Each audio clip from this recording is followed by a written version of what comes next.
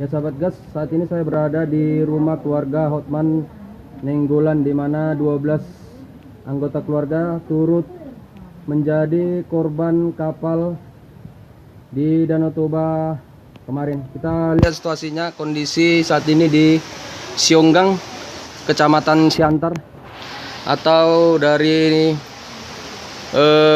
Nagori Silomalaha di Kecamatan Siantar, Kabupaten Simalungun.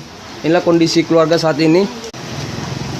Ya, saat ini saya berada di rumah keluarga Hotman Nainggolan, di mana 12 keluarga ini menjadi korban dari musibah kapal di Danau Toba kemarin.